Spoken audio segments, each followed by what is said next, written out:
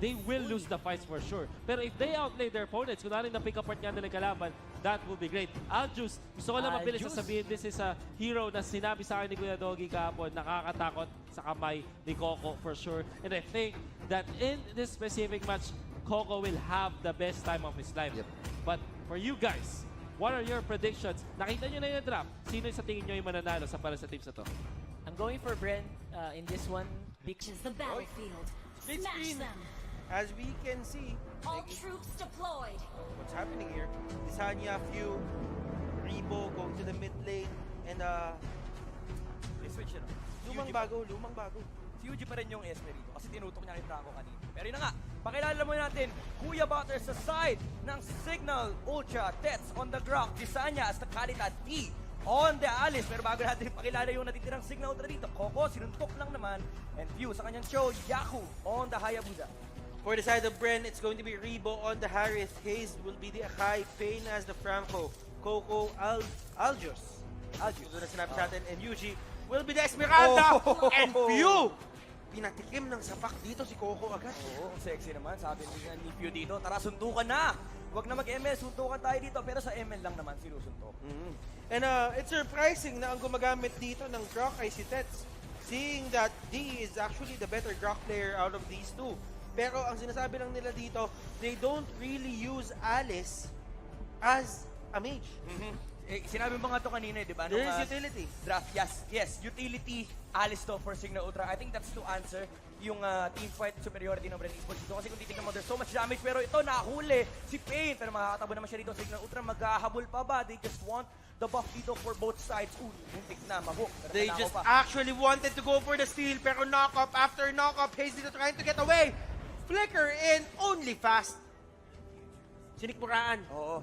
Cignal Ultra dito, they're responding with the meta na binibigay ng Bren Esports. Pangalawang Franco nyo na, okay, mabilis kami mag-adjust. Nabasa na namin yung gameplay nyo kanina. And they are now finding the proper rotations para ma-shutdown yung Bren Esports. And right now, Few, tingnan mo yung ginagawa niya kay Coco dito. Few actually getting stunned.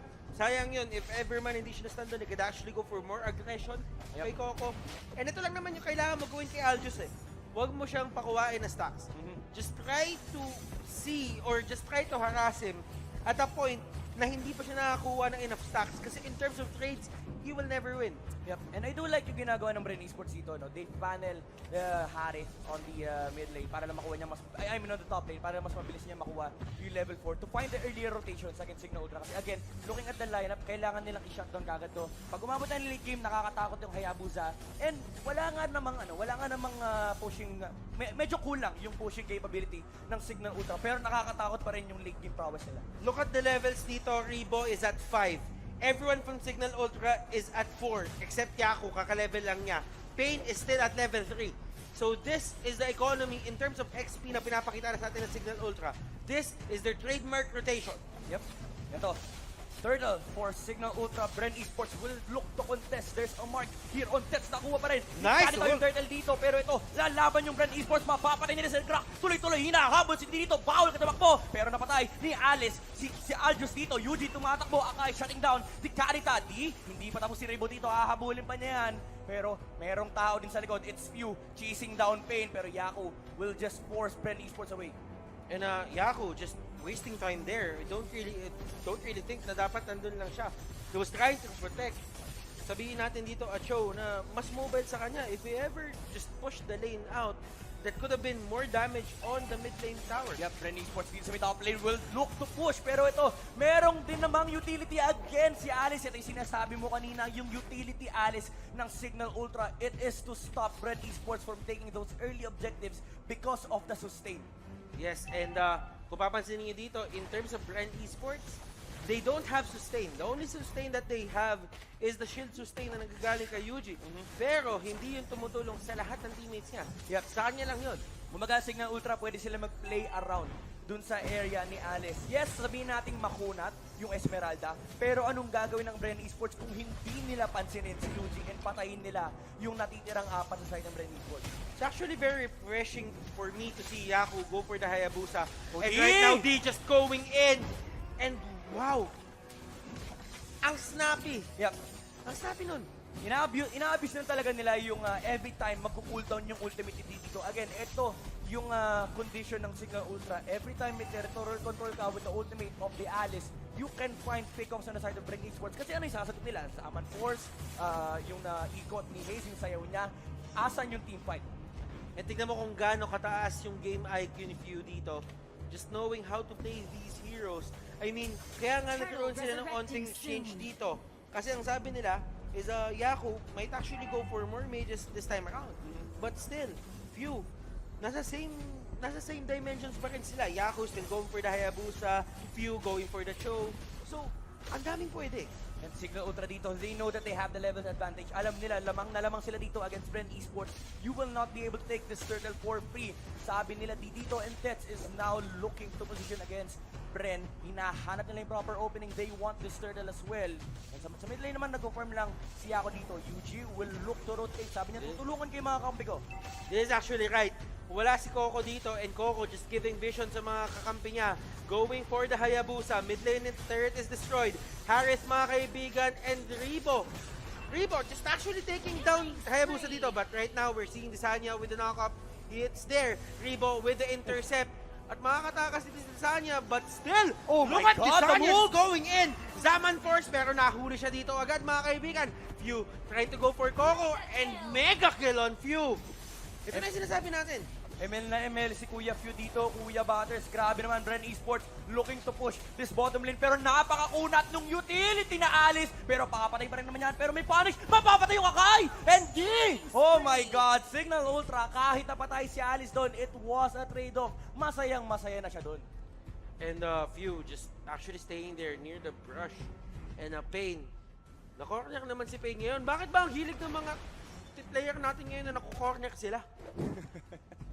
Few dito again. Ikaw na mismo nagsabi, nag-aabangan lang siya ng masisipa dito. Naghahamon ng away si Kuya Few. Makikita niya si Pain pero the real objective is the turret. Bren Esports cannot really do anything to contest this. Nakapwesto rin si Kadita on that bush. Kapag may lumapit, they will go for a And face Desanya check. just And going in, trying to go for the burst. Knockups are there! And Coco dito talaga na shutdown na sila. But still, nahuli dito si Tets. Tets in the middle of everything. But still, Few, he has an answer. The wave of the dragon is there. Pain, pumasok si D dito with his ultimate and everything in between. Pero ito, Harith just trying to take them down. D using his first skill to get in and out of the fight. Yaku dito tumulong na and Yaku just dealing decent damage. Not as explosive, pero Yaku will go down. Oh, Bren Esports. They've punished Cignal Ultra for Ito overstaying. na, ang Holy UFO! Hinahabol na mga kaibigan ni Sanya dito tumakbo. But still, Bren not enough. Esports. 4 kills to 1. Alam mo yung si Reyna hinabol ng UFO. Medyo mahirap yun. Resurrecting Cignal Ultra dito medyo nag-overstay. They should have been happy with the face check na ginawa ni Coco kanina. And after the third takedown, they really had no objectives there. You can say na may sustain pa si Alice pero kulang na yung damage at that point. Kinumit na rin yung ultimate ni Desanya and it is gonna be an objective. Another one for Bren Esports as Harit takes down the turret to sa may top lane. UG in the middle lane pressuring them as well. And look at the split of the map na ginagawa nila against Cignal Ultra. Bren Esports is just controlling the resources away from them. Si Rebo tsaka si Pain mag-bestie na dito. Hindi iniiwan ni Pain si Rebo. Kapag nagpo-push si Rebo, nandun lang siya sa bush. Ginagawa lang niya, naghahanap lang siya ng kung may mahahatak siya. And if ever man, they can actually isolate them inside the Zaman Force. Ang ganda kasi ng combo, di ba? Hatak tsaka Zaman Force. You have two ways to get inside Cignal Ultra. Pero ito, nagkasuntukan sila may top lane. Stun is there. Coco, the fight between the offlaners. Oh, and lumalaban. Shadow in, Shadow out, Few is down. This is the perfect time for Bren to actually fight while Charge out.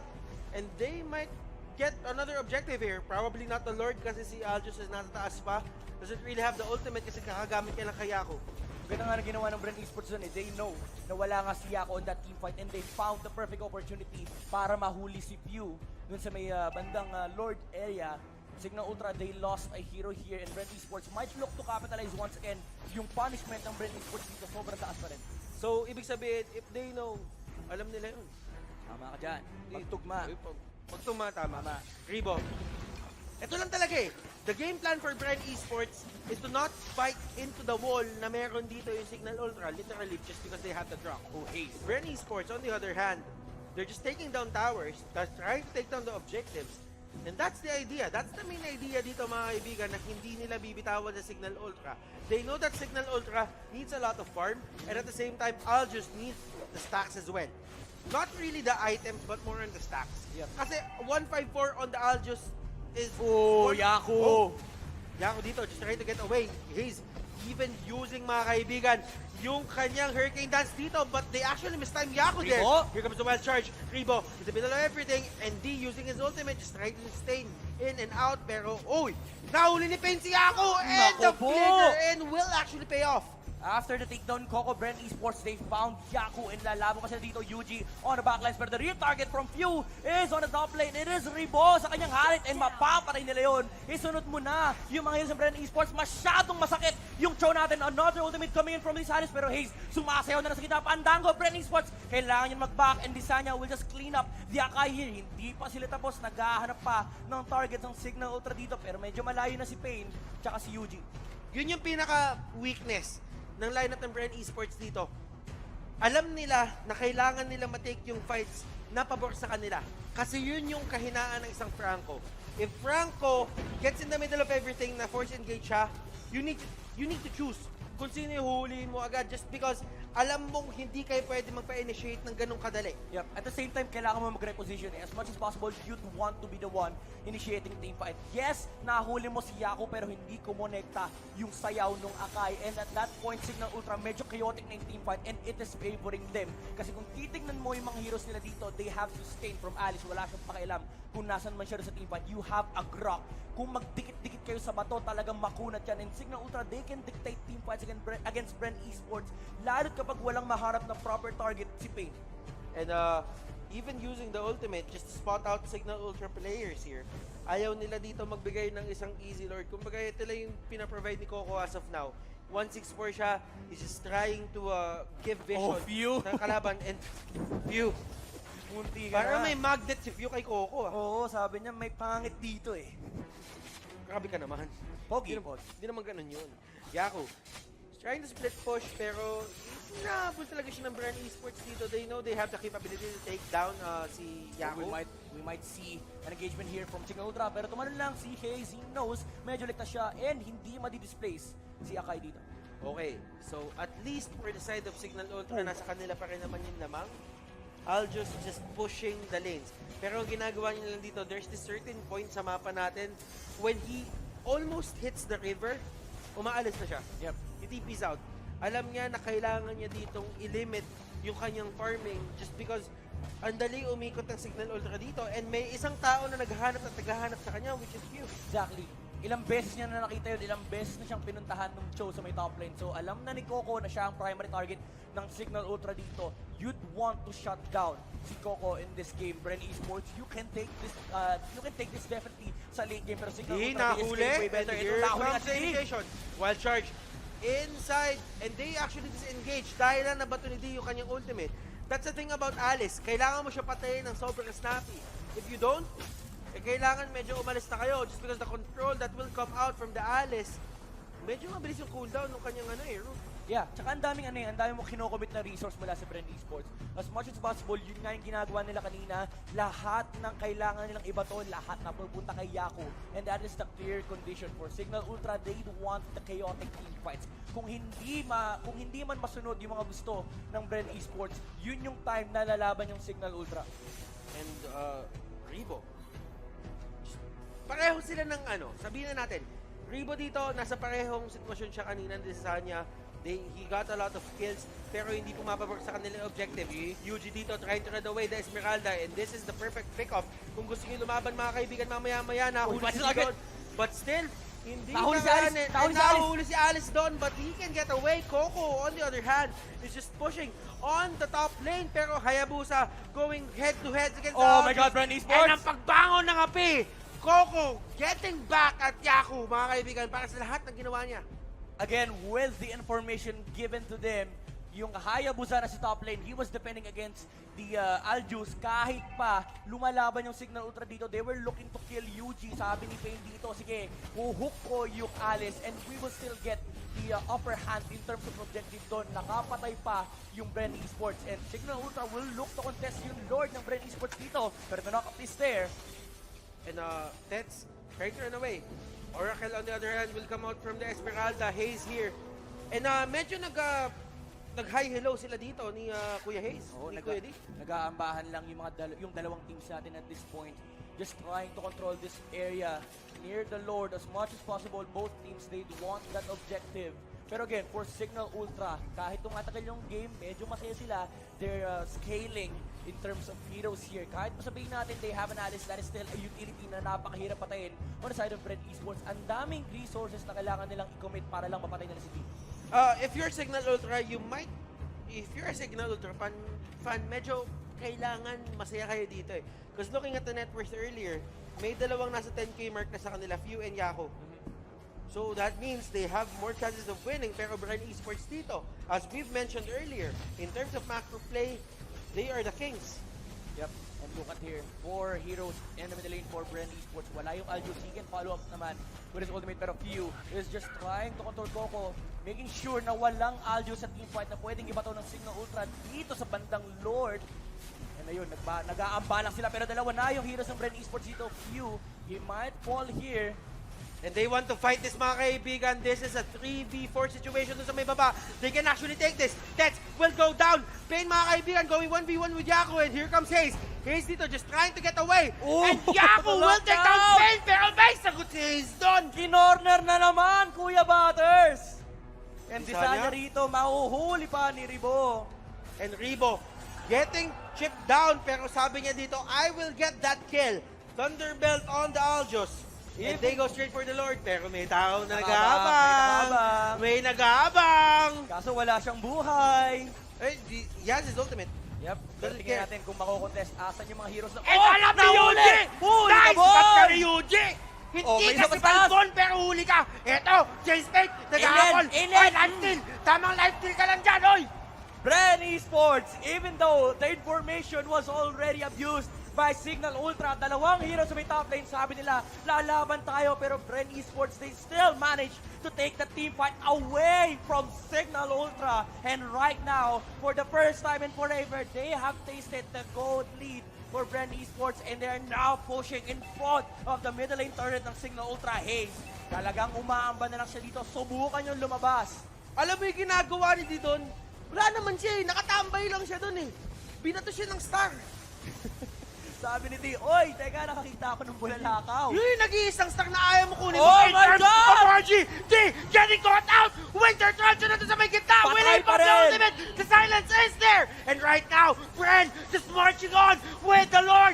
And they will go in! Hook will be in! Hook will hit! And right now, 2-man knock-up! Kanita dito with the ultimate, he will just try to get away with it! Ribo survives! But Joe will go down! Yako, papusin sa base ng Bren Esports, sabi niya, kunin niyo na ako!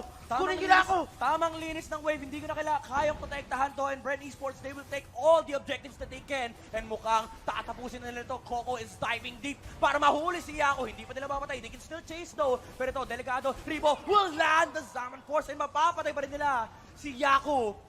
And Yahoo, the final line of defense here for the side of Cignal Ultra is Grok, Kadita, and Alice. And this is the thing. Ito yung pinaka-problema ng isang Alice. Kapag ka hindi ka nauna or hindi mo nakuha yung entrance na gusto mo, which is technically sobrang capable ni Alice na gawin yon, hindi nyo talaga ma-utilize yung ano niya, yung pinaka-kit niya. Because yes, she can be a tank with his ultimate on. Pero with it off, she's just a typical mage. Yep, again, you said kapag napatay mo yung Alice na Snappy, walang problema. Pero kung wala siya sa team fight, literal, walang problema. Bren Esports, right now, they have amassed a 6,000 gold lead against Cignal Ultra. Anong late game? Palabas lang yon. Bren Esports, they want the game against Cignal Ultra right now to secure that they fall down to the lower bracket. Cignal Ultra, ulitin nyo yung run ng Season 2. And Bren being slow but steady. Tets nahuli. Alice going in. Inside the Salmon Force. Look at that 3-man knockup. Yudito will take down Ribo. And right now, Pain is the next target. They will actually fight this. Here comes Coco. But here comes Daddy. And look at those knockups. Nagtalo na Sinusubukan yung Bren dito mga kaibigan. Pero ito, Yaku, sinusubukan niya patayin si Coco dito. And look at the stacks. It's there. Oh, Yuji! And Yuji! Yuji! Pumasok ka sa aking patibong! Yuji boy! But still, Yuji will go down. Napatibong niya din yung sarili niya. Bren Esports, muntik na silang matalo doon. Ubus na sana sila. Pero Mage God saves the day. Almost team wipe na. Naligtas pa niya si Coco. Nakapatay pa siya ng 3. And for Bren Esports, panalo pa rin sila sa team fight na yon. Nagtalunan yung Bren Esports doon. Nagsimula sa unang 3 tumalon, may dumating na 2, nakitalon din yung 2. Si Coco naka-experience eh. Bago, ayun, tignan mo. Bungee jumping tayo. Kapag kainulat yon, ilan yon? 3 patay, 5 sugatan. Uy! Oh, Coco! Koko, hinabol si D dito. Sabi niya, op, ako lang pogi dito. Pero D, wala siya pakialam. He will just go for the recall. Pero there's still a condition for Cignal Ultra. That was a very good display ng kanilang team fight. If naipit sila sa may batuhan, and naunang makatalon yung Cignal Ultra, you can just really go in and find a proper target on the side of Lord, Bren Esports. resurrecting First down niya soon. kagad, then calm the sustained team fight na pwedeng dalhin ng Alice tsaka ng Hayabusa. And right now, si Grok, he knows that they're lacking damage. And he goes straight for the cursed helmet. Whatever they can use against Bren Esports, pinapakita na nila at nilalabas na nila ngayon. Yep. Looking at the gold feed right now, Kuya Butters. 6K, pero nahuli si Pain, walang gold feed. Hook lang kadapat mo, and Cignal Ultra. Hindi pa mapapatay. He does have the immortality. Will he fight this? D, just trying to run away. Knockups after Oh, knockups. anda. Karita going in. Yuji, mga kaibigan, nahuli sa kanya dito. But still, Coco, na-isolate na naman siya dito. And it's 1v1. Oh! 2 stacks, mga Sinapak! kaibigan. Sinapak. In-uppercut. In-uppercut pababa. Pre, si Coco, gusto ibang away. Sabi niya, Alice, ka rito. Oh, ito. Sabi niya, wala, base namin to. Walang lalapit. Let's tulong, with the tulong. block. Sabi niya, doon ako sa kabila. Bakit? Check Let's. Op, Yaku, going in. D, with another Oh my God, ultimate. Yuji. And Bane, Yuji, wala silang pakialam. Karita will go down. Yaku is down. And the 2 utilities are the only ones alive. And Bren Esports, they just know that they're so far ahead right now. Ito Hook! na yung problema Hook! natin kanina. Hook! Di na. Oy! Kunti na, iba pa gusto. Si Bane, advance mag-isip. Nasa harap mo na, iba pa gusto. Wala, sabi niya, ay, pupunta dito to. Sabi niya, at umuwi ito eh. Oo, ayoko sa'yo. And ito, tingnan mo yung buhay na naman ni Yuji. Mas malaki pa yung buhay, yung shield niya kesa... Uy, yun lang napatay ko ako. And nahuli si Coco dito, just actually using Chase Fate to close the gap. Yuji dito, mas malaki yung shield niya sa buhay niya. Ganun na yung lagay talaga dito ng Esmeralda eh. Mas white pa yung HP niya sa polo mo, Kuya Butters. Tama naman. And Bren Pero Esports. parang ko, parang silver yan eh. Oo. 6K pa rin naman yung gold lead dito and 6 kills din yung lamang. Pero right now, Cignal Ultra, wala silang dalawang outer turrets dito. They're forced inside their own bases. And Bren Esports, pwede naman tayo maghintay. Kontrolin lang natin lahat ng resources ng Cignal Ultra. Pero lalabas yung 5 dito. They want to contest Bren Esports. Eto na ba? Yung comeback kings na tinatawag natin, Cignal Ultra, can they pull this off? If they do, I do feel that they're cementing themselves. Joe, getting caught out. Yung mga kaibigan, nagkaulihan na dito. Nako! Knock-up on 4 people! Ano? Oh Knock-up on 4 my people! God, And Joe! talo na naman sila dito. CJ Rebo, nandun may pinakalikod. Wave the Dragon will actually take him down. Pain, mga kaibigan. At susunod na casualty. Akai, Yuji! with the Yuji! immortality. And he can get away. Coco dito, trying to get few. Habulan, mga kaibigan. Batok sa ulo. Pre, si Yuji, immortal! Sige, suntukan tayo! Ayun lang, napatay siya ni Yaku. Pero that say, the team fight from Bren Esports, ang ganda na sana ng ginawa ng Cignal Ultra dito with the perfect knock-up mula kay Joe after living from that engagement. Nagkahabol na sana. Pero ang problema, wala pala si Coco and hindi pa na na-experience yung sustain na dinadala ni Esmeralda. And wow, ito na nga sinasabi natin, Bren Esports, if they don't get their perfect initiation, that is going to be very hard for them to actually turn it around. Rebo, lagi siya nahuli ni Few dito, and that is the big problem for the side of Bren Esports. Yung main damage dealer nila as of now, na sobrang consistent talaga. Kasi si Coco dito, kailangan niya mambatok eh. Yaku dito, naging target na naman. Siya yung talagang pinaka-favorite. Yep. Uy, teka, lalaban ba Bren Esports dito? It's just 2 heroes mula sa kanila, pero Cignal Ultra will still give the respect that Bren Esports demands. Ang hirap din kasi ng team fight ng Bren Esports dito, kahit mahuli mo si Few, that is a show na kapag nabuhay, syempre, magdidikit-dikit kayo para patayin siya. Kapag nabuhay siya dito, there's a follow-up knock-up, tapos lilinisin kayo ni Yaku. Necklace of Durance is picked up by D. Another utility item just to take down the steal potential ng mga meron dito ang side ng Bren Esports. Yung pacing ng laban natin, hindi mo ma-predict eh. Kasi Bren Esports, they just need one more big team fight dito just to win the game. Pero both teams naman dito, they don't really have that marksman potential na mag-take advantage ng 24 or 25-minute game natin ngayon for sure. And right now, look at the net worth. Closing in dun sa 100k mark. Mayaman pa sa mayaman yung mga heroes natin dito, Kuya Batas. Pero ito, it all boils down to execution na huli si Ted. Pero may immortality naman yan. Bren Esports, talagang umaamba pala sila dito. Ribo! Nahulid sa may gitna using the chrono dash to actually get in and out. And look at that. Another jumping party dito. D using the winter dimension. And look at that. Rebo will go down another way of the dragon. Ito yung pinaka-problema nila. Pero sabi ni Few dito, we still want to chase. We are the comeback case and we want to come back. Pero nandun si Yaku. Dinala doon sa base ng Bren Esports. And wow!